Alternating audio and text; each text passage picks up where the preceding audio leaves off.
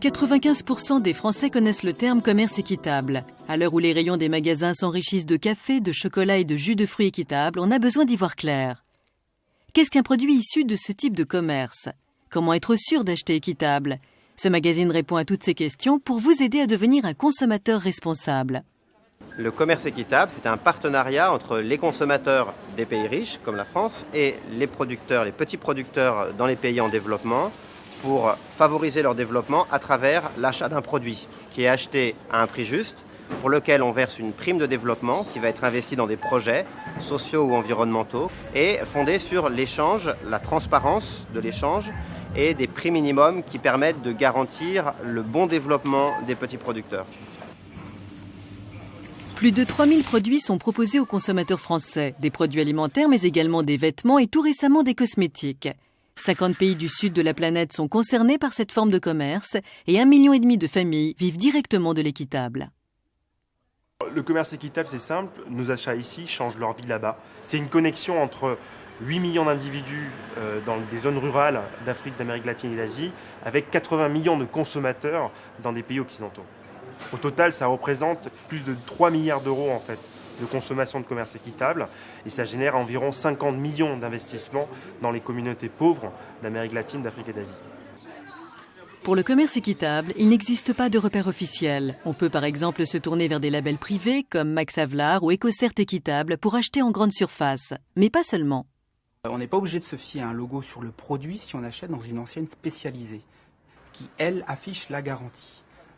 L'ensemble des produits qui vont être vendus dans un magasin sont équitables à 100%, puisque c'est dans l'objet même du magasin de ne vendre que des produits équitables. Ces magasins spécialisés font partie de ce que l'on appelle la filière intégrée. Qu'est-ce que c'est la filière intégrée? Une chaîne de distribution achète à des importateurs qui ne font que de l'équitable, qui eux-mêmes achètent à des producteurs qui ne font que de l'équitable. C'est-à-dire qu'on a une garantie à 100%, qu'il n'y ait pas de mélange entre des produits équitables et des produits non équitables. Les produits issus du commerce équitable ont le plus souvent un prix plus élevé que les produits courants. Il peut être de 10 à 30% plus important. Explication.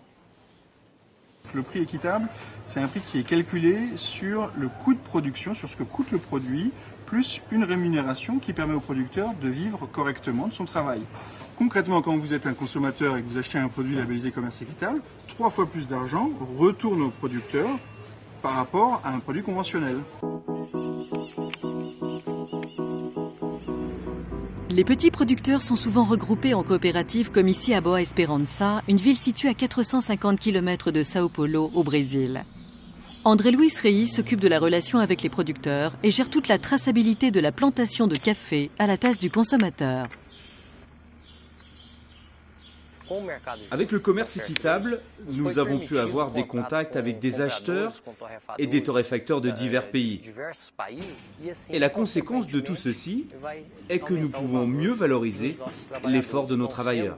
Donc eux aussi ressentent les bénéfices. Cela leur permet d'élever leur niveau de vie, d'envoyer leurs enfants à l'école, d'avoir accès à la santé. Et c'est pour ça que c'est équitable. Et que cette production est juste. Ça, c'est ma nouvelle maison que j'ai pu me payer depuis que je suis producteur de café équitable. J'ai quitté ma vieille maison et c'est beaucoup mieux pour moi. J'ai pu m'acheter un nouveau réfrigérateur qui permet de garder mon fromage au frais. Regardez, ça c'est du fromage traditionnel du centre du Brésil. Tout s'est vraiment amélioré. Maintenant, j'ai un autre projet, acheter un ordinateur pour mon fils. Le commerce équitable propose aujourd'hui des produits bien identifiés et dont la qualité est au niveau des plus grandes marques. Ils sont forcément un peu plus chers que les produits standards. Le consommateur est prêt à payer ce surcoût parce qu'il estime que ça lui permet de faire un geste en faveur des petits producteurs. 78% des consommateurs sont en effet persuadés que le prix du commerce équitable permet de mieux soutenir les petits producteurs dans les pays du tiers-monde. Depuis qu'on connaît le commerce équitable, on ne peut plus vivre sans. Ça a vraiment amélioré notre vie. Nous produisons en sachant qu'il y a un retour. L'équitable, ce n'est pas seulement des produits de consommation de la vie quotidienne, mais aussi les loisirs. Même le tourisme devient responsable. Pour définir ce que nous faisons, je dirais que nous cherchons une interaction saine entre les communautés traditionnelles, l'environnement et les visiteurs. Nous allons bien sûr montrer les beautés naturelles de la région, mais également son contexte social et économique. Ici, on ne vit pas une expérience de touriste, mais bien réellement une expérience de visiteur.